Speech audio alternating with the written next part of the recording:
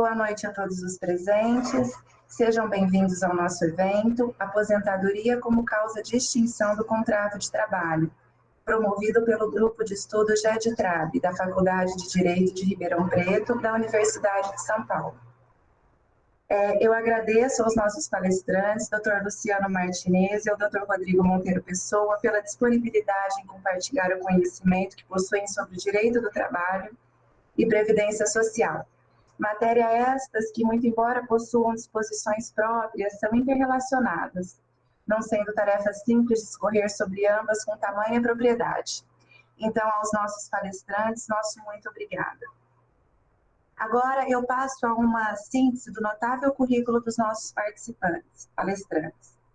O professor Dr. Luciano Martinez é juiz do trabalho do Tribunal Regional da 5ª Região, professor de Direito do Trabalho e da Seguridade Social da Universidade Federal da Bahia. É mestre e doutor em Direito do Trabalho e da Seguridade Social pela USP, pós-doutor em Direito do Trabalho pela PUC do Rio Grande do Sul, mestre em Direito Privado e Econômico pela Universidade Federal da Bahia, titular da cadeira número 52 da Academia Brasileira de Direito do Trabalho, titular da cadeira número 26 da Academia de Letras Jurídicas da Bahia. O professor Dr. Rodrigo Pessoa é professor de Direito do Trabalho, Direito Previdenciário e Economia, doutor em Direito pela Universidade de Chile, mestre em Direito Econômico pela Universidade Federal da Paraíba, especialista em Direito Previdenciário pela Uniderp, graduado em Administração e Direito, membro da Sociedade Chilena de Direito del Trabajo e de la Seguridad Social, membro pesquisador do Grupo de Pesquisa GEDTRAB, membro pesquisador da Rede Ibero-Americana de Pesquisa em Seguridade Social, acadêmico da Universidade de La Fronteira. Dando seguimento aos trabalhos, eu vou passar a palavra ao Dr. Luciano, a quem solicito que depois de terminar a exposição, já passe a palavra ao Dr. Rodrigo. Dr. Luciano, com a palavra, muito obrigada. Olá, muito boa noite a todos. É com grande satisfação que me encontro aqui no grupo de estudos da Universidade de São Paulo. Apresento minhas melhores congratulações ao Dr. Jair Aparecido Cardoso, que conduz os trabalhos realizados aqui, a todos os presentes, uma especial atenção ao Dr. Rodrigo Pessoa, que é o meu parceiro de apresentação nessa atividade relacionada à aposentadoria como causa de extinção dos vínculos de emprego, e com todas as minhas manifestações de satisfação e de sentimento de honradez por estar aqui, eu dou início à minha exposição dizendo que esse tema, ele se incrusta, ele ingressa, estou controlando aqui o tempo, eu tenho 30 minutos, segundo eu tive conhecimento, e esse tema, ele se insere no contexto da cessação dos contratos de emprego. Acredito que antes de falar sobre a aposentadoria como causa de terminação dos contratos, é muito bom falar sobre a própria terminação para que a gente possa contextualizar a posição da aposentadoria. Bom, se nós utilizarmos o vocábulo mais amplo possível, que é cessação, nós vamos abrir uma chavezinha aí nesse vocábulo e vamos conseguir encontrar duas espécies. Uma espécie seria a extinção e a segunda espécie seria a dissolução. Alerto a todos que existem múltiplas fórmulas de classificação da terminação do contrato de emprego. Uso apenas uma que me parece mais adequada por ser extremamente tradicional, por ser utilizada por clássicos, mas sei que existem divisões diferentes, divisões que são determinadas por escolhas procedimentais, metodológicas diversas aí dos muitos autores de direito do trabalho e até mesmo, por que não dizer, de direito civil. Então, nessa, digamos, grande chave, nós temos a extinção e a dissolução. que se distingue a extinção da dissolução? A extinção é uma forma de terminação dos contratos, não digo nem somente contrato de emprego, tá? Forma de terminação dos contratos em que a característica mais importante é a previsibilidade. Você sabe antecipadamente que o contrato se extinguirá, seja por conta do advento do termo, seja por conta do alcance dos propósitos contratuais. Nesse bloco, portanto, estão inseridas formas de terminação do contrato que quase sempre se confundem com contratos por tempo determinado, como, por exemplo, o contrato de safra, o contrato por obra certa, ou qualquer um contrato que tenha o termo estipulado, ou ainda que esteja vinculado à satisfação, ao alcance de propósitos de conferência, como um contrato de experiência também.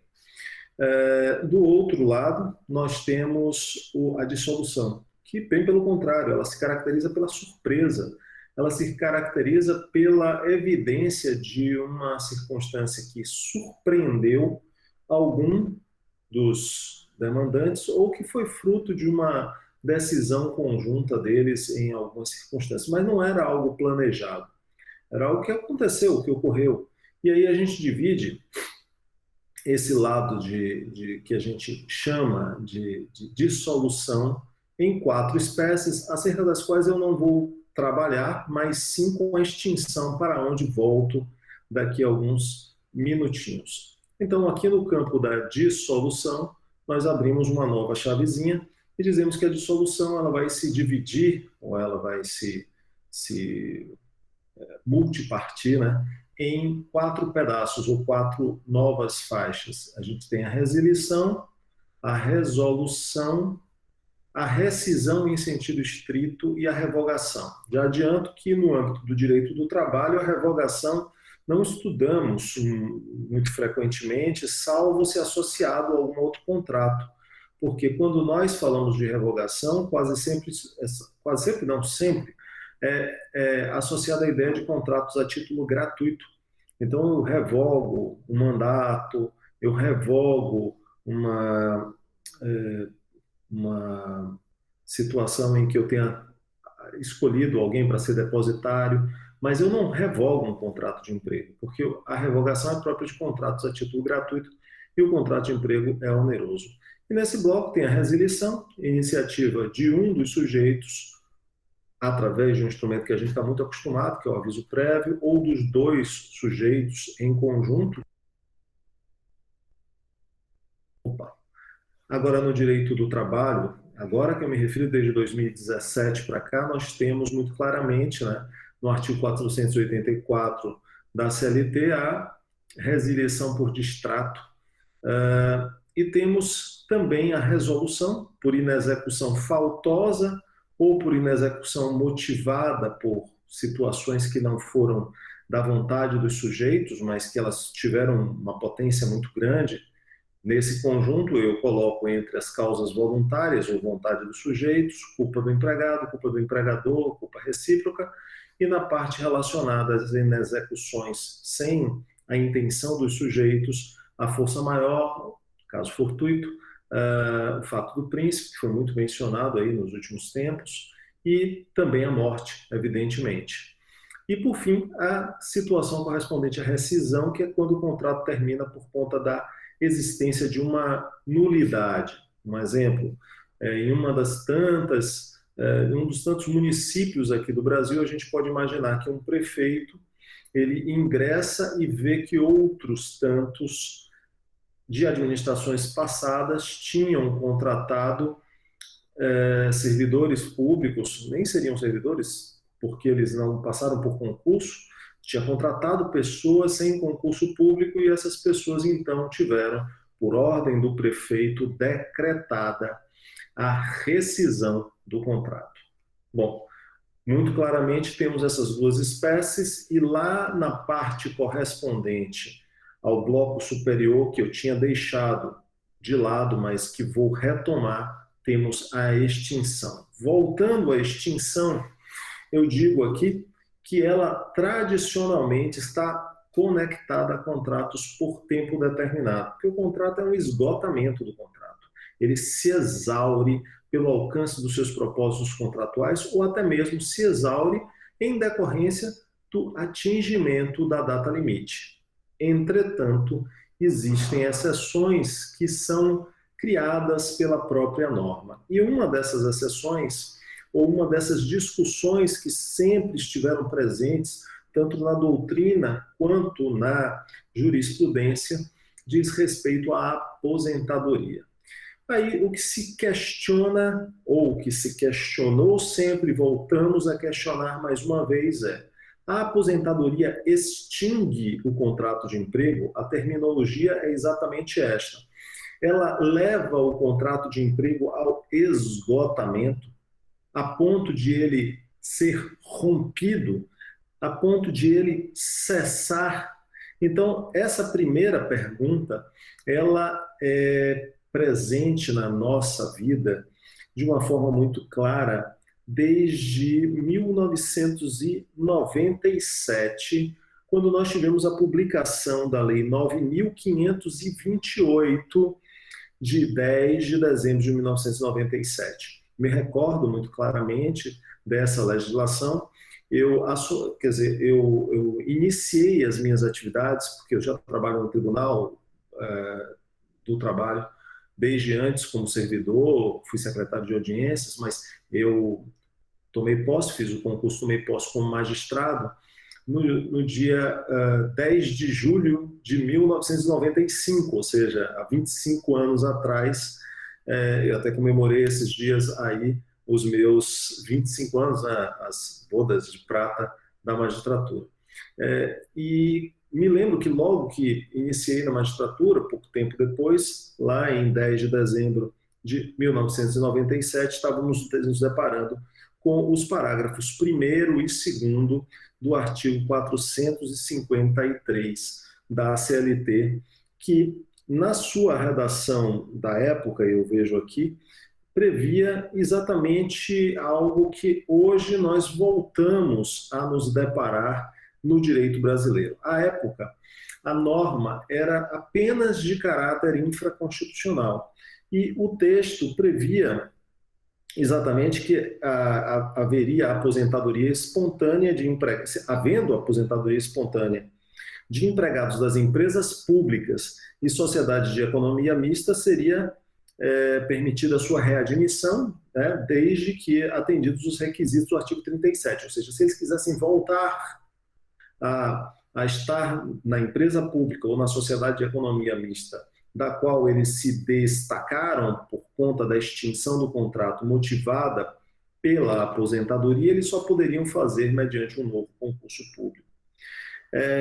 E o parágrafo 2º, por sua vez, que tinha um caráter mais abrangente, leio aqui, na CLT eletrônica, estabelecia que o ato de concessão do benefício de aposentadoria ao empregado que não tivesse completado 35 anos de serviço, se homem, ou 30 anos se mulher, importaria extinção do vínculo de emprego. Pois bem, essas disposições, elas foram, à época, muito badaladas, muito discutidas. Inicialmente, nós tivemos uma orientação jurisprudencial do nosso Tribunal Superior do Trabalho, que previa que a aposentadoria era uma causa de extinção dos contratos. Refiro-me aqui ao texto da orientação jurisprudencial 177 da SDI 1 do TST. Isso ocorreu em novembro do ano 2000, quer dizer, demorou algum tempo para que a jurisprudência se cristalizasse e que chegasse à conclusão de que, efetivamente, a aposentadoria extinguia o contrato de emprego, segundo aquela legislação, e que produzia efeitos próprios de extinção. E quais são os efeitos próprios de extinção? Não tem indenização do artigo 18 da Lei 8.036 de 90, ou seja, não existe o acréscimo de 40% sobre o FGTS, não existiria, evidentemente, um aviso prévio.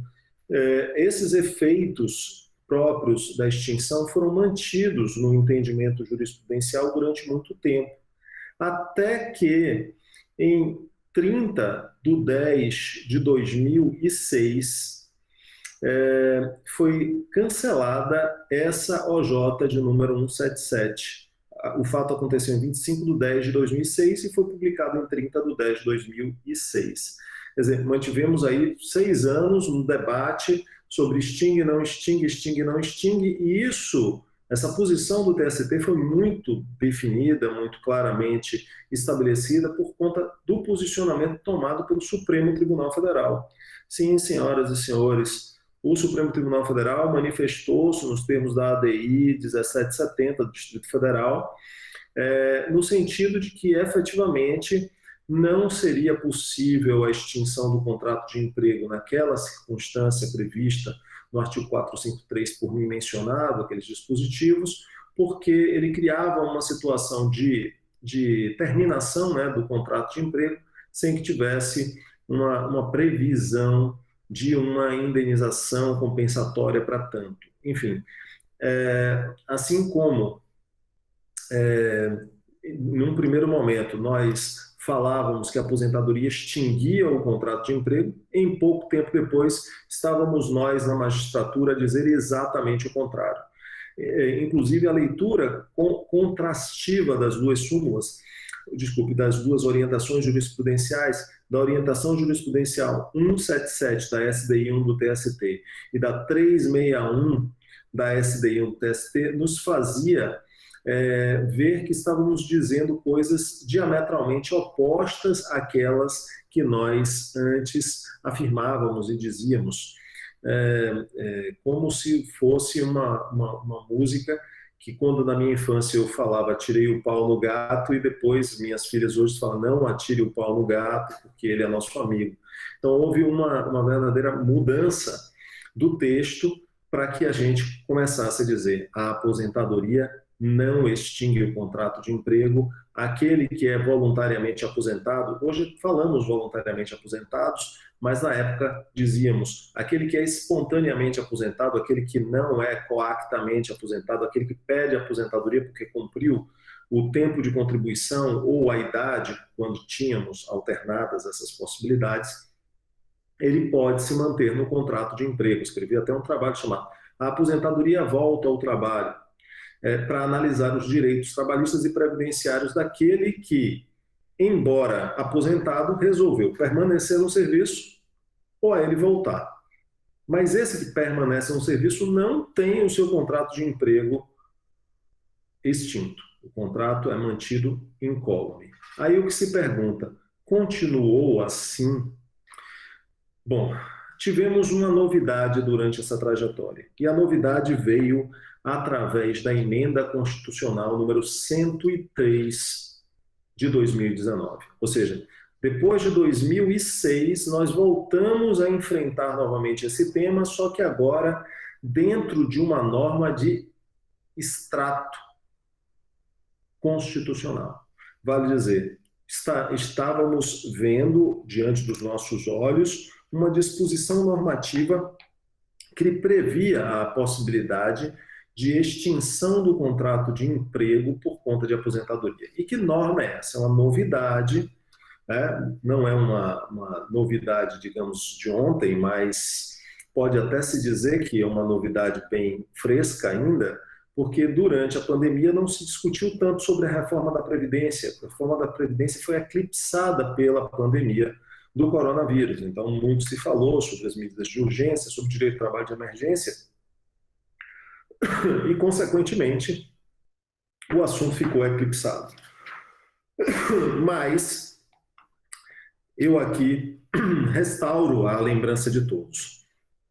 Artigo 37 passou a ter um parágrafo 14.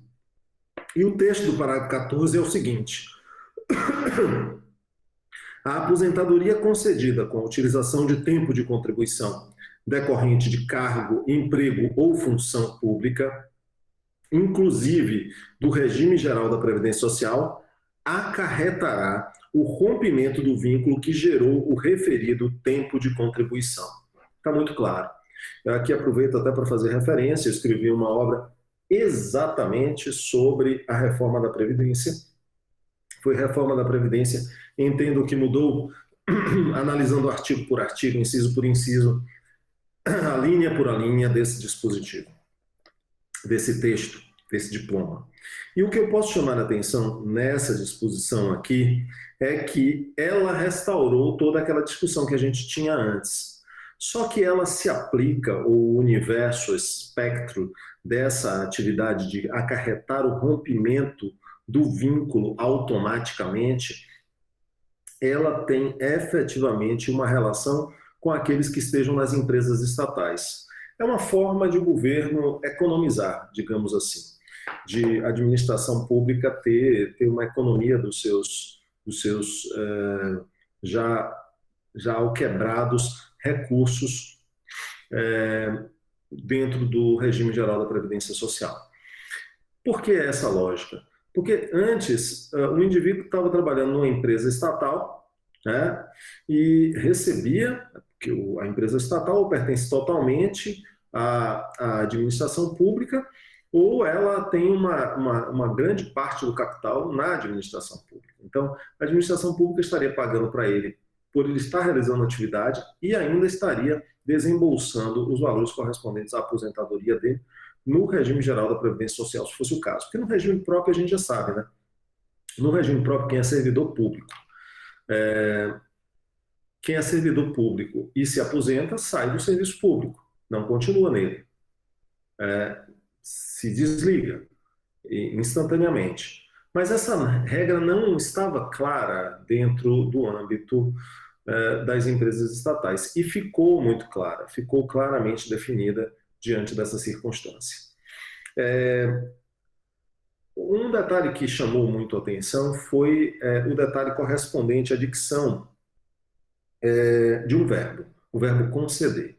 Consta aqui, a aposentadoria concedida com a utilização de tempo de contribuição decorrente de cargo, emprego ou função pública, inclusive do regime geral da Previdência Social, acarreta o rompimento do vínculo que gerou o referido tempo de contribuição. O que a gente indagou foi o seguinte, concedida, então quem pediu a aposentadoria antes da emenda constitucional número 103 e só venha a tê-la concedida depois, vai sofrer essa restrição de acordo com o texto que nós encontramos aqui dentro de uma regra de transição contida no corpo da própria emenda constitucional, a resposta seria positiva.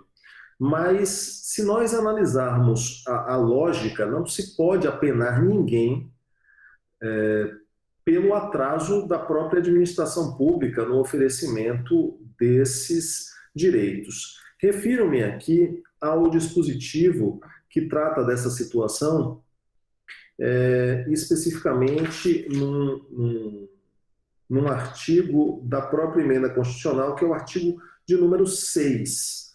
Ali a gente vê escrito o seguinte: o disposto no parágrafo 14 do artigo 37 da Constituição Federal não se aplica às aposentadorias concedidas pelo regime geral da Previdência Social até a data de entrada em vigor desta emenda constitucional. Então, reafirmou a ideia de que a concessão era que é o marco do direito adquirido à proteção contra os efeitos advindos desta emenda constitucional. Porque quem se aposentou antes da emenda constitucional permanece na empresa estatal recebendo a sua aposentadoria.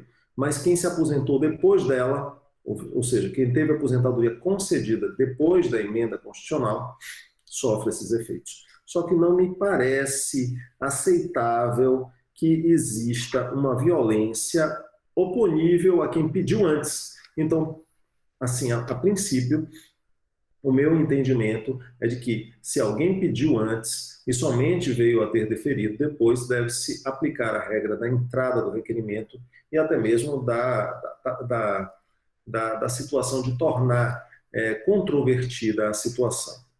Bom, como se não bastasse, aí já partindo para os meus arremates, para estar dentro do tempo que me foi concedido, existiu também, dentro dessa mesma emenda constitucional, uma previsão adicional que nós já havíamos praticada pelo judiciário, sabe? No judiciário nós já tínhamos a evidência disso em diversas decisões tomadas pelo Tribunal Superior do Trabalho. Aqui me refiro a uma segunda situação em que a aposentadoria pode extinguir o contrato de emprego. Qual seria essa? A situação da aposentadoria por alcance de limite etário previsto na Constituição. Essa segunda situação, ela é encontrável no artigo 201, que é a Casa Constitucional do Regime Geral da Previdência Social, e especificamente tratada, me permitam ir até a disposição, no parágrafo de número 16. Vamos a ele, já cheguei aqui, no parágrafo de número 14, 15, aposentadoria 16. Me permitam a leitura. Os empregados dos consórcios públicos, das empresas públicas, das sociedades de economia mista e das suas subsidiárias serão aposentados compulsoriamente, observado o cumprimento do tempo mínimo de contribuição ao atingir a idade máxima de que trata o inciso 2º do parágrafo 1º do artigo 40, na forma estabelecida em lei. Bom, existe uma reserva de uma norma para regular essa aposentadoria, é verdade, existe. Essa norma ainda não foi praticada, não temos ela, mas temos muitas dúvidas decorrentes disso. Eu não acho questionável, de fato, que o emprego público seja um bem escasso e que, por isso, não deve ficar em poder de um particular indefinidamente, assim como o cargo público. Então, se alguém trabalha no Banco do Brasil, na Caixa Econômica Federal, na Empresa Brasileira de Correios e Telégrafos, na Petrobras, e alcança o limite etário, que é de 70 anos, porque 75 é apenas para aquelas situações que estão previstas em lei complementar específica, aplicável aí às carreiras jurídicas, mas para os empregados públicos a regra é de 70 anos. Chegou aos 70 anos, pergunta-se, esse indivíduo vai continuar aqui nessa empresa estatal até fazer 200 anos, 100 anos, enfim, continuar a vida toda? Claro que não. E essa foi uma solução tomada várias vezes pelo TST, mesmo sem que existisse essa disposição, por interpretação. Interpretação porque o artigo 40, que dispunha sobre isso, não ficou muito claro, depois de algumas modificações normativas ao longo de tantas emendas, se ele dizia respeito necessariamente a regime próprio de previdência social. Então, muita jurisprudência, tinha muita que eu digo assim, consistente jurisprudência, porque não é toda hora que um caso desse ia parar perante o TST, mas as jurisprudências eram destacáveis, importantes e uníssonas. E essas jurisprudências sinalizavam exatamente nesse sentido. Olha, o contrato de emprego vai terminar porque o indivíduo fez 70 anos. E, consequentemente, se termina, alguma aposentadoria haveria de se cogitar se o indivíduo receberia ou não, porque ele acabou sendo afastado do serviço. Ele teria que completar o tempo de contribuição dele em outro lugar. E assim era praticado. Ele completava em outro lugar porque não tinha como efeito imediato se dar uma aposentadoria. Agora tem. O efeito é a concessão da aposentadoria. Só que esse texto tem um pequeno defeito. Porque no regime próprio, a aposentadoria por alcance do limite etário é concedida em decorrência do advento do limite etário com o tempo de contribuição que existir.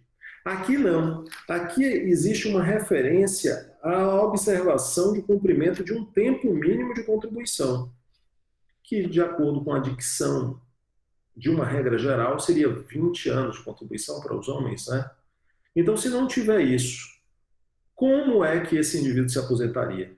A gente tem que criar, então, uma lógica a lógica seria de que esse indivíduo não se aposentaria enquanto não completasse o tempo mínimo de contribuição exigido pela norma. Existe uma variável segundo a qual ele simplesmente terminaria o vínculo, pegaria o tempo de contribuição e levaria para completar em qualquer outro lugar. Não sei qual delas é mais cruel, mas existem essas interpretações que continuam aí vicejando dentro do nosso sistema normativo, ou pelo menos ainda, né, nesses primeiros instantes, doutrinários. Então, essa segunda situação é uma situação aberta, uma situação que provoca algumas dúvidas sobre como seria procedimentalizada, talvez essa seja a maior indagação, a aposentadoria em decorrência do advento do limite etário máximo previsto na Constituição e ora extensível também aos que atuam no âmbito das empresas públicas e das sociedades de economia mista. De uma forma geral, portanto, estas seriam as minhas colocações. É claro que eu pretendo estar envolvido aí com vocês num debate, as perguntas são sempre muito bem-vindas. A aposentadoria é, sim, causa de extinção do contrato de emprego, ao menos nessas duas situações, sendo importante apenas para arremate das minhas exposições, chamar a atenção sobre o tema 709 do Supremo Tribunal Federal, que envolve a afirmação da constitucionalidade do parágrafo 8º do artigo 57 da Lei 8.213, que é aquele que dispõe no sentido de ser cancelada a aposentadoria diante das situações em que o indivíduo que se aposentou em decorrência de um ambiente nocivo volta a trabalhar em um ambiente nocivo. Só quero arrematar com isso, tá? Quero dizer que, em verdade, todo o tratamento dado pelo tema 709 do Supremo Tribunal Federal atinge a aposentadoria especial, mas não atinge o contrato de emprego. O contrato de emprego, em momento nenhum, cessa diante dessas circunstâncias. Logo, essa aposentadoria, a especial, não é motivo de cessação do contrato de emprego. Desculpe se me aluguei alguns minutos, mas devolvida a palavra e muito obrigado. Dr. Luciano Martinez, eu agradeço novamente pelo seu tempo, pela sua disponibilidade, pelo conhecimento compartilhado. Eu disse ao senhor, eu sou fã do seu trabalho, acompanho ele, e assim, é sempre muito bom, muito importante as suas considerações. Obrigado. Peço que o senhor continue com a gente, eu vou passar a palavra ao Dr. Rodrigo. Dr. Rodrigo, com a palavra, muito obrigada. Um abraço, Rodrigo. Estou aqui. Obrigado, professor Luciano. Obrigado também por compartilhar sua experiência, seus conhecimentos na área trabalhista e previdenciária. Sempre é muito bom ouvi-lo. Quero reiterar aqui meus agradecimentos pelo convite do grupo GEPTRAB, da Universidade de São Paulo, e ao professor Jair, especialmente, um professor que trabalhamos já há alguns anos. É sempre um prazer estar aqui em uma atividade. E antes de começar a exposição, eu queria fazer um esclarecimento desde o ponto de vista metodológico. O tema central da discussão é a aposentadoria como extinção do contrato de trabalho. E, obviamente, na minha qualidade de professor da Universidade de La Frontera, aqui no Chile, eu vou contar para vocês um pouco sobre essa instituição jurídica desde o ponto de vista do ordenamento jurídico laboral chileno. Então, desde o ponto de vista metodológico, eu não vou fazer uma comparação, certo? Eu vou apresentar o estado da arte e as discussões que podem gerar, tanto em matéria trabalhista como em matéria previdenciária local, aqui do Chile, a aposentadoria por idade, que é a única aposentadoria prevista no nosso ordenamento jurídico. Considerando, obviamente, que a gente não tem aposentadorias por tempo de serviço ou tempo de contribuição, e nem existe regimes diferenciados para trabalhadores do setor público e do setor privado. Então, para poder começar a discussão, eu gostaria de esclarecer que não se trata de uma comparação, vou apresentar o estado da arte.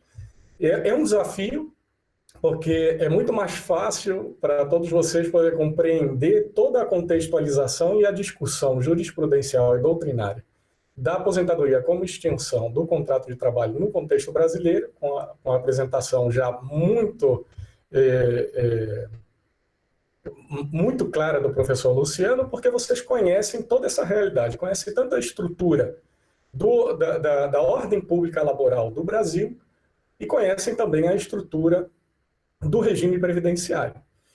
Então, eu vou tentar passar um pouco da experiência dessas duas estruturas ao longo da exposição, e eu espero que seja claro o suficiente para que vocês possam utilizar este parâmetro também da forma como o Chile trata essa instituição, para que sirva isso para fins de pesquisa e para fins de cultura jurídica geral.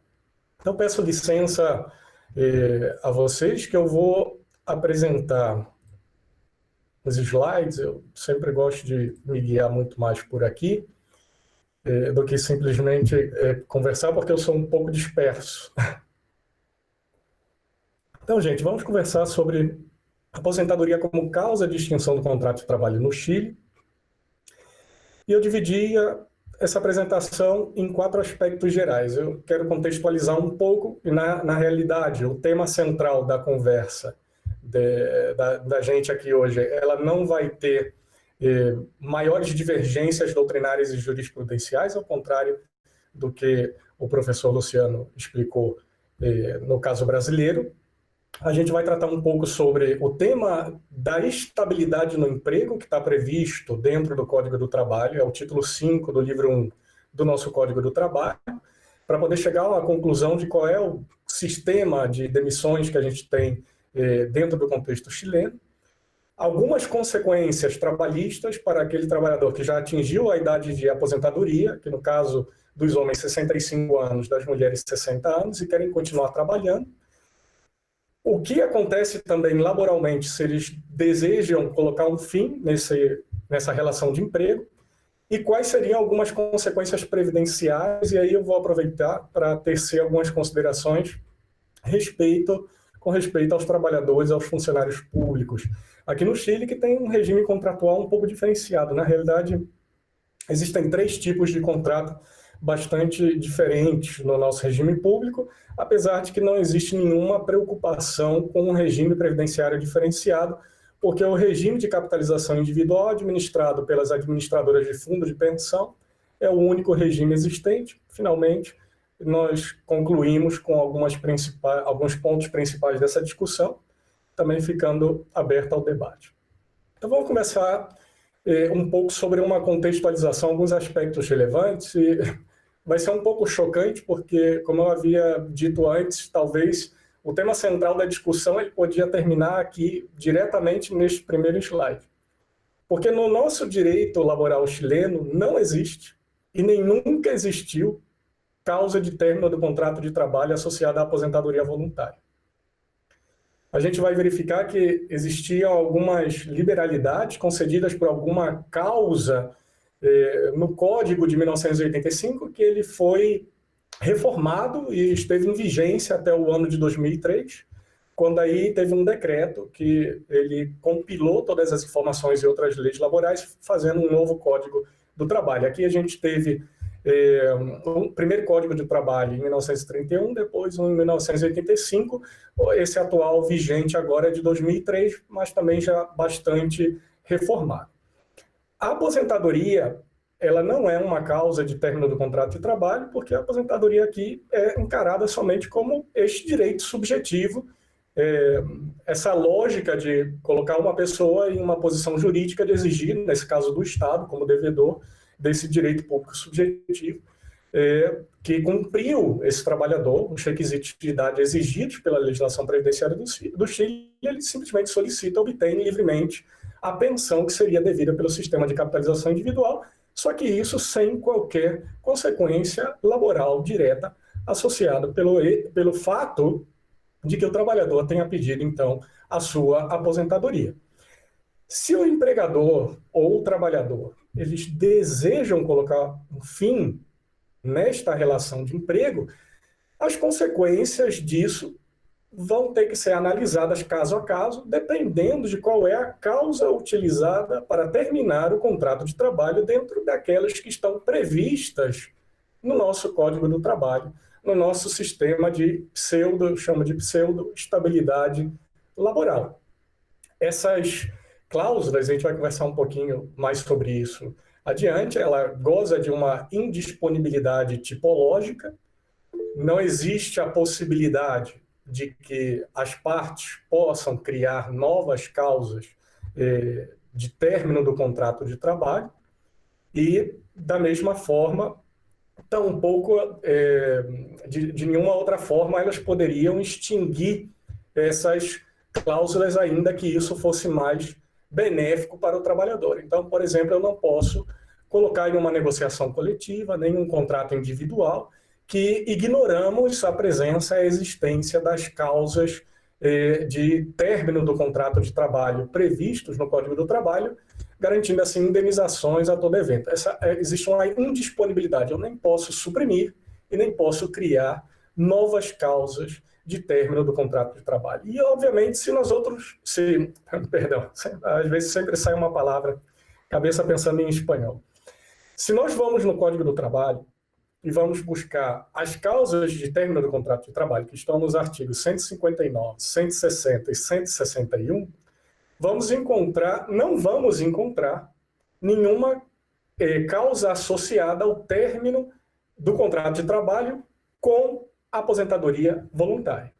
Então, por isso que eu posso dizer que na nossa história, desde o Código de 1931 e anterior, quando já eram utilizadas as leis civis e comerciais para poder regular as relações de trabalho antes da existência de leis trabalhistas propriamente ditas no Chile, antes do Código de 1931, não existia e segue assim sem existir alguma causa associada à aposentadoria voluntária. Agora, algo que é interessante que a gente tem que analisar é o seguinte, que apesar de que o Chile não ratificou a Convenção 158 da OIT, existe uma causa de término do contrato de trabalho que ela está bastante vinculada com o que a Convenção 158 diz, mas que, de certa forma, gerava uma tensão com a recomendação de 166, que é do mesmo ano, 1982, da Convenção 158. Se vocês puderem prestar atenção no que diz a recomendação 166, diz que todas as partes interessadas devem tentar evitar ou limitar o término da relação de emprego por razões econômicas, tecnológicas, estruturais ou similares, tanto quanto possível, sem prejuízo do funcionamento efetivo da empresa, estabelecimento ou serviço.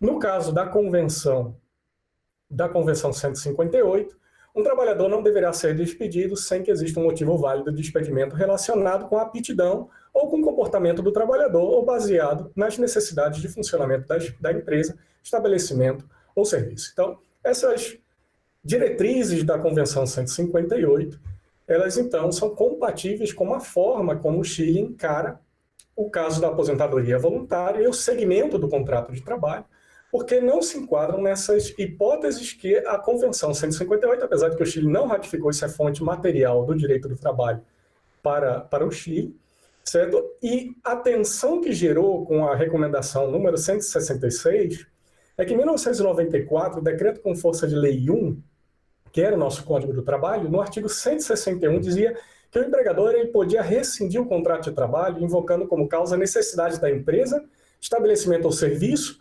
tais como, e era um rol, então, exemplificativo e não taxativo, tais como a falta de adequação laboral ou técnica do trabalhador. Isso terminou em 2001, mas o que acontecia aqui? O que a nossa doutrina entendia como falta de adequação laboral ou técnica do trabalhador?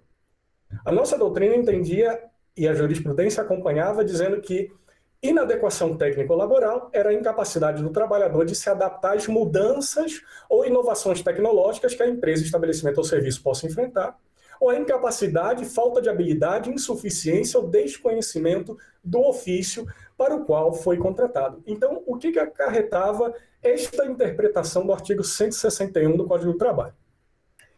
Obviamente, a aposentadoria voluntária não gerava o término do contrato de trabalho.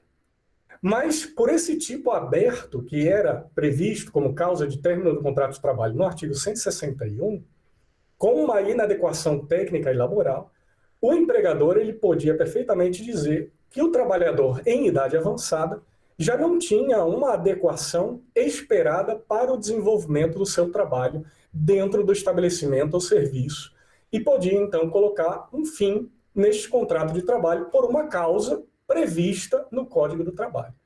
Agora, a gente tem que observar o seguinte: esta causa de necessidade da empresa, que era uma causa objetiva, e antes tinha uma discussão ampla exatamente pela inadequação técnica, porque terminava sendo um motivo subjetivo. Então, antes da reforma de 2001, ela era uma causa subjetiva objetiva. O empregador tinha que pagar, sim, obrigatoriamente, era uma oferta irrevogável de indenização por anos de serviço, que é uma indenização prevista no nosso Código do Trabalho, que deve pagar uma remuneração para o trabalhador por ano de serviço ou fração superior a 6 meses. Existe um limite de remuneração que, acima desse teto, não paga a remuneração integral nesta indenização, e a indenização também tem um limite de anos de serviço. Então, o trabalhador que ele já trabalhou 11 anos, ele só vai ter, no máximo, 11 remunerações de indenização por anos de serviço no fim do seu contrato de trabalho, através desta causa.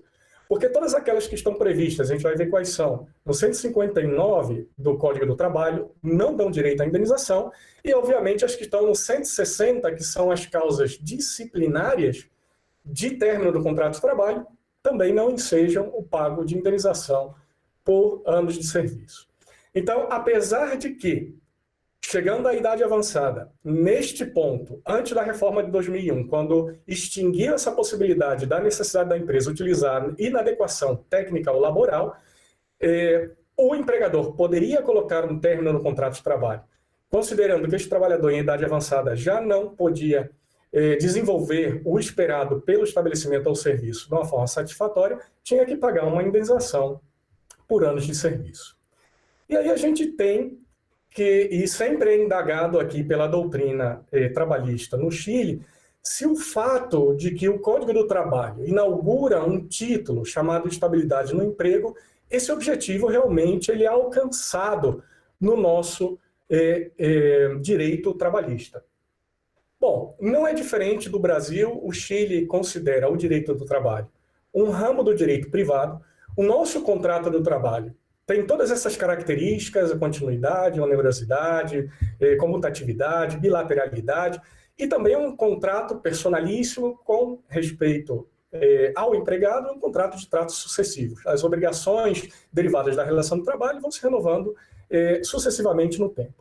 E segue a lógica do artigo 1545 do nosso Código Civil, em que todos os contratos legalmente celebrados pelas partes representam lei e não podem ser invalidados, exceto por mútuo consentimento ou por razões legais. Então, por mútuo consentimento também é uma causa prevista no Código do Trabalho, e as outras razões legais são todas as outras causas que existem no nosso Código. A única coisa que o nosso Código do Trabalho tenta fazer é associar um custo ao término do contrato de trabalho quando ele não tem uma causa justa, e aí é considerado uma demissão abusiva, ou quando utiliza mal alguma das causas previstas disciplinárias, porque ele vai incrementando porcentagens daquela indenização por ano de serviço que eu havia dito, para tentar gerar, através desse custo, tornando mais difícil de expedir, porque é um pouco mais oneroso para o empregador, uma sorte de estabilidade no emprego que permita aos trabalhadores ter um maior planejamento dos objetivos de vida. Eu quero saltar aqui essas razões econômicas e sociais, porque eu acho que não é muito cabível para a nossa discussão, mas a questão é que essas causas previstas no Código do Trabalho ensejam uma alta subjetividade e os motivos genéricos que estão expressados na maioria delas, de difícil interpretação, e aqui a gente às vezes chama, fazendo uma analogia com gaveta de alfaiate. A gaveta de alfaiate é onde cabe tudo. Você abre uma gaveta de alfaiate, tem tudo ali dentro, cabe tudo. Então, essas causas aqui são ditas também gavetas de alfaiate, porque todas as situações dentro de uma relação de trabalho acabam entrando em uma dessas causas disciplinares, o que significa que é difícil pagar uma indenização por anos de serviço se o empregador ele maneja uma forma de utilizar bem as causas de demissão. Isso termina sendo não um sistema de estabilidade no emprego, mas um sistema de livre demissão atenuado, simplesmente porque alguns vão pensar um pouco melhor em colocar o término no contrato de trabalho pelas causas que ensejam uma indenização de serviço, ou não tentar utilizar uma causa de forma, utilizando a má-fé, para não pagar incrementada esta mesma indenização, mas a maioria não pensa que pesa muito no bolso pagar essas indenizações. Então, a gente tem, como eu já havia apresentado antes, essas estruturas das causas objetivas e subjetivas não contemplam a aposentadoria em nenhuma delas, e existe um incremento se eu, então, decido colocar fim a um trabalhador que quis se aposentar, que agora está com sua pensão pelo sistema de capitalização individual, e eu, como empregador, resolvi colocar um fim nesse contrato de trabalho. Utilizando uma causa, eu posso ter um aumento de 30% até 100% dessa indenização por ano de serviço. Então, quais são as situações que podem acontecer se um trabalhador aposentado ele quer se desligar desta relação de emprego? Bom, se o trabalhador é que tem interesse, ele só tem uma causa que está prevista no 159 do nosso Código do Trabalho para poder colocar fim, término nesse contrato de emprego. É a renúncia. O problema com a renúncia, como também já havia comentado antes, é que como causa prevista no 159, este trabalhador que está aposentando, e ele certamente tem uma antiguidade nessa empresa, ele teria direito à indenização por término do contrato de trabalho, se fosse utilizado qualquer outra causa que não disciplinar. E ele vai ter que renunciar também a essa indenização por ano de serviço, que podia ser muito importante para um trabalhador que vai ter uma substituição de renda com a aposentadoria em uma taxa de substituição nossa, que é de aproximadamente 33% do que ele ganhava em atividade.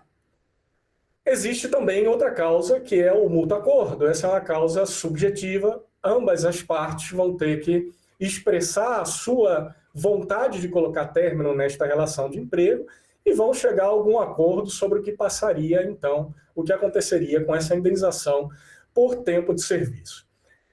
Existe também outra possibilidade de que o empregador, nesse caso, unilateralmente, possa colocar fim em um contrato de emprego se estamos falando de um trabalhador que se aposentou e ele tinha um cargo de confiança. E, nesse caso, o critério para verificar se ele efetivamente tinha um cargo de confiança era ter as faculdades de administração que estão previstas no Código Civil chileno. E que, obviamente, dentro da própria relação de trabalho, ele também, inclusive, possa ser confundido como um empregador aparente, aquele que representa um mandatário do próprio empregador. O Código do Trabalho no Chile prevê a possibilidade de que o empregador, então, possa colocar fim unilateralmente, sem expressão de causa, de cargos de confiança, mas está obrigado a pagar a indenização por anos de serviço. Necessidade da empresa já não pode mais ser utilizada porque acabou a inadequação técnica e laboral. E se esse trabalhador ele não se aposenta, aqui já uma primeira consideração para o fato de alguém querer continuar trabalhando, a nossa legislação também já é um pouco cruel, porque ela prevê um salário mínimo diferenciado para menores de 18 anos e maiores de 65 anos, que representa 75% do salário mínimo vigente. Então, todas as vezes que uma lei é publicada no Chile com um novo valor do salário mínimo, ela prevê 3 tipos de salário mínimo. O salário mínimo vigente para os trabalhadores comuns, o salário mínimo diferenciado para aqueles trabalhadores menores de 18 anos e maiores de 65 anos, e um salário mínimo para fins de cálculo de multas administrativas, que é inferior aos 2 outros valores. Então, nesse caso, para que vocês possam verificar, o salário mínimo vigente atual é de R$ 2.192, e o salário para trabalhadores que já alcançaram 65 anos é de R$ 1.635. As explicações econômicas sempre são as mesmas, para ver se a gente consegue incentivar a contratação de trabalhadores com 65 anos de idade, mas, obviamente, os resultados terminam sendo precarização do trabalho de idosos e não existem índices que comprovam que essa política de salários mínimos diferenciados aumenta a taxa de emprego de trabalhadores menores de 18 anos e maiores de 65 anos de idade. No caso dos funcionários públicos, não existe nenhuma previsão também para o término do contrato de trabalho pela aposentadoria, porque o regime previdenciário também é o mesmo sistema de capitalização. E a gente não tem aposentadoria compulsória no setor público. Como o setor público consegue essa rotatividade, que inclusive na exposição de motivos da Lei 20.734 do ano 2014, que instaurou este incentivo à aposentadoria voluntária de trabalhadores que já têm 20 anos no serviço público, ele paga por uma única quantia, R$ 78.207 aproximadamente, uma única vez, e vai esse valor para a conta de capitalização individual desses trabalhadores, desses funcionários públicos. Então, quando a administração pública ela verifica que já tem um trabalhador muito antigo e que talvez a produtividade dele já não esteja alcançando um patamar necessário para o bom funcionamento da máquina pública, ela pode oferecer para ele esse incentivo à aposentadoria voluntária. Na prática, isso sempre é acolhido por esses funcionários públicos, porque esse valor representa uma diferença bastante considerável no valor da aposentadoria, na taxa de substituição de uma pensão por idade paga pelo sistema de capitalização individual. Então, eu posso dizer que eu não conheço o caso de um funcionário público que lhe ofereceram a aposentadoria voluntária, o incentivo à aposentadoria voluntária previsto na 20.734, e ele não tem abraçado esse incentivo.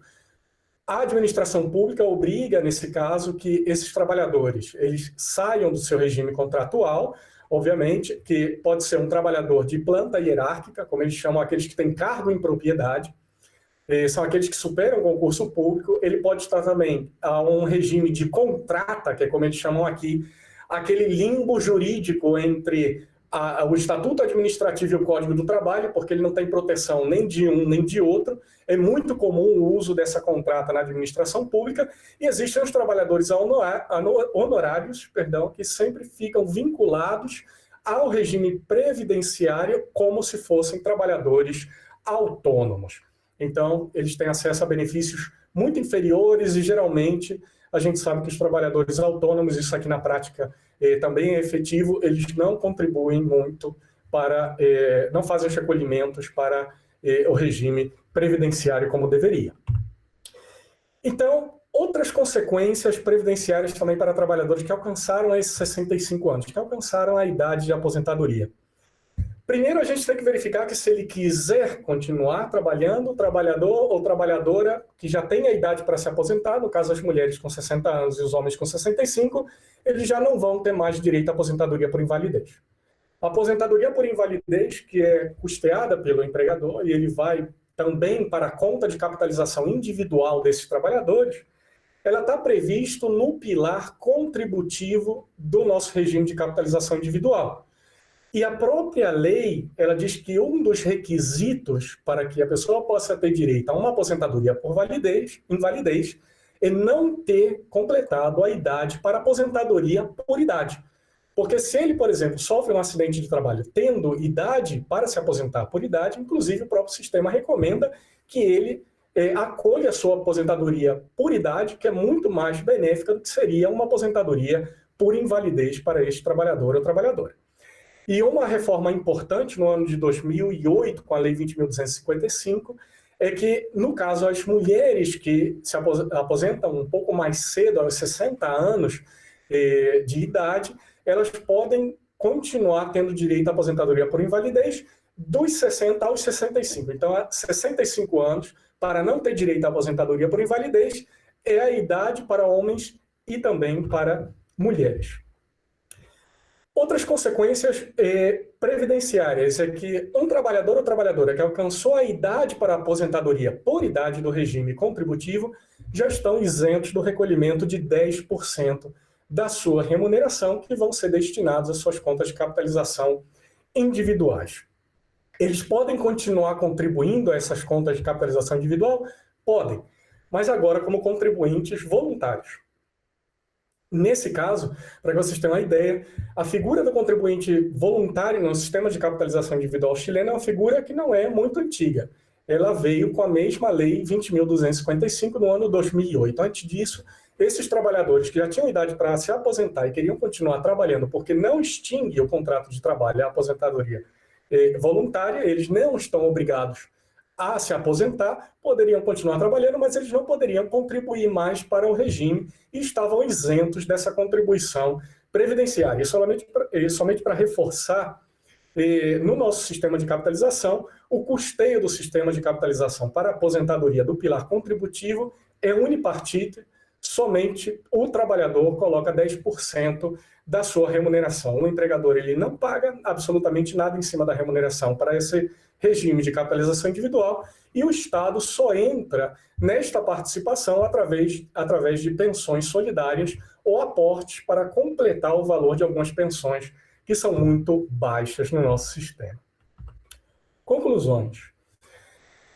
Como a gente tinha iniciado, então, a discussão é bastante mais curta na nossa realidade jurídica chilena, porque nunca existiu, não existe uma causa de término do contrato de trabalho associada a aposentadorias voluntárias, e a gente não tem, então, também uma prolixidade terminológica sobre término de contrato de trabalho. O término de contrato de trabalho é usado geralmente aqui, independente se seja contrato a termo, contrato por obra e outros contratos atípicos que a gente tem também em matéria laboral.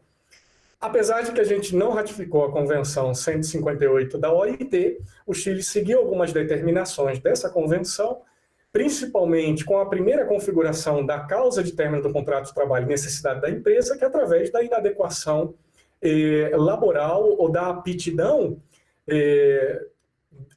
insuficiente do trabalhador para cumprir com os seus serviços contratados no estabelecimento ou serviço da empresa, possibilitava, então, um trabalhador em idade avançada ele ter o término do seu contrato de trabalho, apesar de que o empregador ele tinha que pagar a indenização devida. O trabalhador, então, que ele cumpre a idade, ele só pode se desligar através da renúncia, ou ele vai ter que entrar em mútuo acordo com o empregador. E se o empregador quiser colocar término no contrato de trabalho, não utilizar nenhuma causa para esse término, ele vai ter que pagar a indenização por antisserviço e ainda por cima vai ter que sofrer um recargo de 50% em cima desta indenização, porque não evocou nenhuma causa legal para o término do contrato de natureza privada. E o trabalhador que cumpre a idade de aposentadoria e quiser continuar trabalhando, ele perde direito ao seguro-invalidez e sobrevivência, ele vai ter que recolher como voluntário, porque ele também já está isento de contribuições para o sistema de capitalização individual.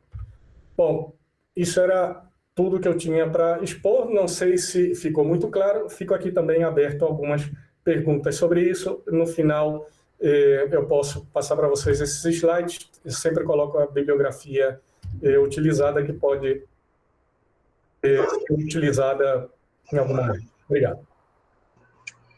Doutor Rodrigo, eu agradeço muito pelo senhor compartilhar o conhecimento sobre o tema das disposições chilenas sobre previdência e direito do trabalho. Somos muito gratos por isso. E, dando sequência às nossas atividades, eu agradeço também a todos os demais participantes e ao doutor Jair Aparecido Cardoso, especialmente pela incansável dedicação ao magistério, que tanto nos motiva e nos inspira. Doutor Jair, nosso muito obrigada. Agradeço também à doutora Andréia Bugalho pela colaboração para a realização do evento. Agora eu vou passar a palavra ao doutor Jair, que é professor da Faculdade de Direito de Ribeirão Preto, USPER, líder do grupo de pesquisa GEDTRAB, vinculado à USP de Ribeirão Preto, doutor em Direito pela Universidade Católica de São Paulo, mestre em Direito pela Universidade Metodista de Piracicaba e graduado em Direito Tributário pela PUC Campinas. Doutor Jair, o senhor está com a palavra. Boa noite. Boa noite, muito obrigado. Adorei as palestras, as exposições. Agradecer ao doutor Luciano Martinez, que é um expoente nesse tema e tem feito um trabalho excelente aqui, né, no Brasil com relação a isso. E também ao professor Rodrigo, lá do Chile, nosso conterrâneo do chileno, que faz um trabalho excelente no Chile e professor, é uma referência para nós, né? Então isso é muito importante. Eu recebi aqui alguns comentários no Zap, né, do Radson, que adorou a palestra do Luciano, fez aí algumas colocações, mas alguns colegas que mandaram realmente parabéns pela exposição. A gente costuma fazer uma exposição rápida de 30 minutos cada um, né, e duas pessoas, porque às vezes online começa a ficar cansativo e as pessoas cansam, então a gente faz algo assim, mas nós percebemos que realmente o conteúdo que o professor Martinez nos trouxe é muito denso e mereceria seguramente um tempo maior, né? Então aqui, doutor, já fica nosso convite, né, para uma oportunidade de o senhor vir para Ribeirão Preto e nos prestigiar presencialmente com algumas suas falas, né? E o senhor está um pouco distante de Salvador, logicamente, mas vem sempre para a região, para cá. Quando vier, nos avise, né, a própria Danila ou a Andréia, que coordena esse grupo com a gente, porque assim a gente pode colocar na agenda algo com a gente aqui. O Rodrigo faz isso também, a gente vai para lá, então facilita, às vezes, algum contato para nós. Seria um prazer tê-lo aqui na Faculdade de Direito de Ribeirão Preto, né, para nós conversarmos sobre isso. Esse nosso grupo começou em 2010, eu já tinha um grupo anterior com essa mesma temática, na Unimep, por 16 anos, e quando vim para a USP, já vai fazer 12 anos praticamente, eu abri o grupo aqui para discutir, né, a transformação do direito do trabalho, né, e os reflexos no trabalho humano. E nós temos um evento anual que vai fazer, né, o Repensando, é um seminário jurídico internacional, repensando o trabalho humano, né, essa questão de pensar esse fato jurídico que realmente impulsiona uma motivação jurídica e um projeto jurídico a ser cumprido. E, logicamente, que na área trabalhista, na área previdenciária, sempre caminham juntas, e isso é muito importante, refletir sobre as questões, sobre essas transformações, né? Transformações, horas interessantes, boas, transformações que nos acenam com um retrocesso social, embora nós tenhamos aí princípios que vedam esse retrocesso, mas acontece, né? É uma coisa que nós estamos já acostumando a viver nesse regime da pós-democracia, né? Onde se muda a Constituição por argumentos políticos, né? Suplantando teorias jurídicas importantíssimas. Bom, sem mais delongas, eu gostaria de ouvir um pouquinho o professor Martinez, porque é sempre bom ouvir um colega como esse, né? Ele falou muito bem dessa questão da alteração da emenda constitucional número 103, esse artigo, o parágrafo 14, né, que fala da questão da extinção do contrato de trabalho pela concessão da aposentadoria para o servidor público, né? O senhor entende, pelo senhor exposto, né, que esse princípio só prevalece realmente para os aposentados após a emenda, os anteriores não atingem? É isso mesmo? Eu não sei se eu ouvi direito isso. Eu gostaria de ouvir, porque tem algumas divergências nessa questão, né? Sim, sobre isso não há dúvida por conta do fato de que a emenda constitucional, no seu artigo 6º, dispõe assim.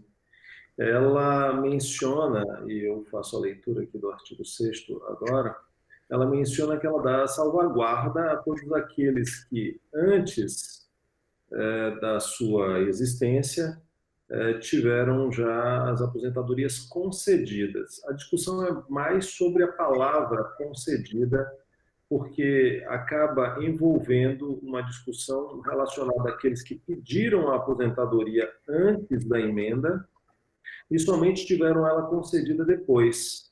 Então, essas pessoas, eu acho que mereciam também estar sob a proteção do artigo 6º. O artigo 6º tem a seguinte redação: o disposto no parágrafo 14 do artigo 37 não se aplica a aposentadorias concedidas pelo regime geral da Previdência Social até a data de entrada em vigor desta emenda constitucional. Então, se o indivíduo trabalhava para o Banco do Brasil, vamos lá, trabalhava para a Caixa Econômica Federal, trabalhava para a Petrobras, e sabendo disso, acompanhando ali, por isso que é bom acompanhar, né, de uma certa forma, as discussões dos projetos. Sabendo disso, correu, pediu a aposentadoria, aposentou-se, ficou imune à aplicação desse dispositivo. Ele não vai ter que ver extinto o vínculo dele com a Petrobras, ou com uma dessas outras empresas que eu citei ilustrativamente, por conta da disposição nova do parágrafo 14, porque ele está protegido pelo direito adquirido. O estado dele seria anterior à realização à publicação da emenda constitucional. Essa é uma questão polêmica, né, professor? Interessantíssima essa questão. No Brasil, logicamente, não atinge o Chile, que é uma legislação diferente, porque nós temos aí a questão da estabilidade antiga para o seletista, agora também já é questionável, né, essa questão toda. E a questão que fica, a pergunta fica o servidor se aposenta, certo? Em tese aposentou, tá? Mas ele continua estável, né? Ou poderia ter a rescisão do contrato por uma motivação pública qualquer, né, nesse sentido, porque se não rescindir o contrato, ele continua, mas poderia o órgão público, por um motivo público logicamente relevante, né, rescindir esse contrato? Olha que interessante. O senhor se refere que se, por exemplo, a gente tivesse com um empregado da Petrobras que tivesse estabilidade no emprego? Isso. É raro, né? Não sei se ainda haveria algum com estabilidade, porque já nos distanciamos muito de 88 para cá, e a Constituição de 88 acabou com a estabilidade na medida em que ela universalizou o sistema do FGTS. Mas, para que a gente tivesse, o indivíduo teria que ter ingressado em 1977, ao menos, na Petrobras, o que também não é uma coisa impossível, né?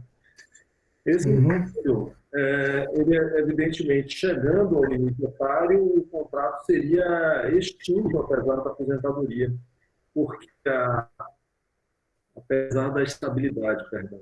Porque a estabilidade protege contra a despedida do empregador, né? Contra a resilição por iniciativa patronal, mas não protege contra as situações de extinção. Então, nesse caso, o contrato terminaria mesmo, até por obediência ao dispositivo constitucional, salvo se ele já estivesse, é claro, protegido pelas disposições contidas na própria emenda constitucional. Agora, é sempre bom, professor, chamar a atenção para o fato de que essa sistemática não se aplica na esfera privada, tá? Ela se aplica na esfera estatal, assim, das empresas estatais, né? Mas não propriamente entre os particulares. Por exemplo, uma pessoa que trabalha em um supermercado pode continuar trabalhando ali até fazer 100 anos de idade. Não tem nenhum tipo de limitação. A aposentadoria continua sendo apenas digamos, uma vantagem que se obtém em uma via específica, que é a via da relação jurídica previdenciária. Mas, no âmbito... eu não quero usar a palavra paraestatal, porque o direito administrativo mudou a visão do que seria paraestatal. No âmbito estatal-privado, digamos assim, que é dessas empresas privadas, dessas empresas públicas, estatais, a coisa realmente põe fim ao contrato. É interessante essa questão, porque ela gera um pouco de polêmica. Nós tivemos aqui alguns pareceres que nos pediram aqui na região de São Paulo, e municípios, né, pequenos, que normalmente contratam pelo regime da CLT. Certo? Professor, então, porque esse dispositivo ele trata só das empresas estatais, ou seja, ele não trata dos servidores públicos seletistas, não. Os servidores públicos seletistas ficaram em uma situação lacunosa, porque ou eles entram na regra do artigo 40, que diz lá, ao meu ver, regime próprio de previdência social, mas eles não entram nessa disposição do parágrafo 14 do artigo 37, não. O parágrafo 14 do artigo 37 é restrito para os empregados públicos de empresas estatais. Foi o endereço correto, o endereço exato.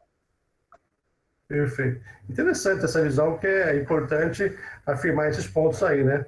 Mas bacana, viu, professor? Eu entendi bacana essa questão toda, achei muito boa a exposição, o professor Rodrigo também, né?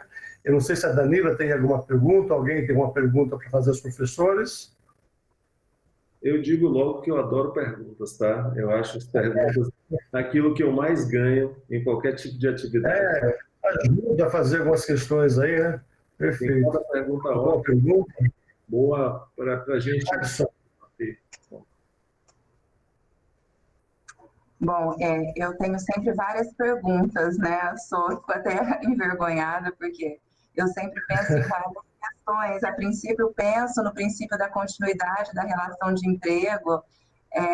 Estão tantas novidades, né? E vocês estudam a legislação antes mesmo, né, dela estar em vigência.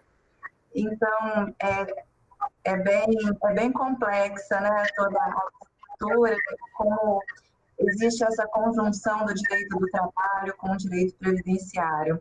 É uma árdua tarefa, né, dos professores que se dedicam aos dois temas, principalmente dos juízes do trabalho que estudam previdência, que, ao meu ver, é um diferencial para a prestação jurisdicional.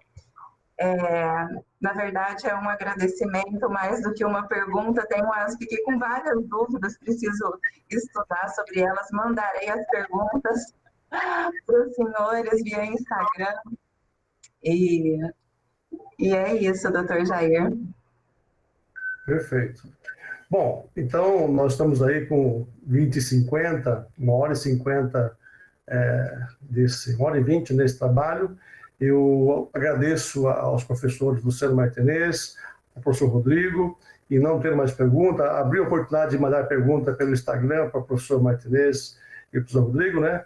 Então, não tendo pergunta, agradeço imensamente, professor, essa oportunidade que o senhor nos deu de ouvi-lo, conhecê-lo pessoalmente aqui via conferência, reforçar o convite para estar em Ribeirão Preto, né? Eu peço à mesa que o senhor nos avise. Depois eu peço para a Danila passar o meu contato para o senhor, de e-mail e também do Zap e os demais contatos. E vamos manter contato realmente, porque essa questão acadêmica é muito importante, e esse diálogo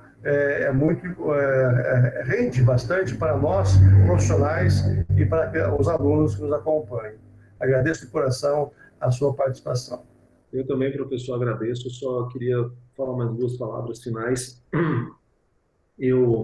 Recentemente, essas tecnologias nos surpreendem com algumas facilidades.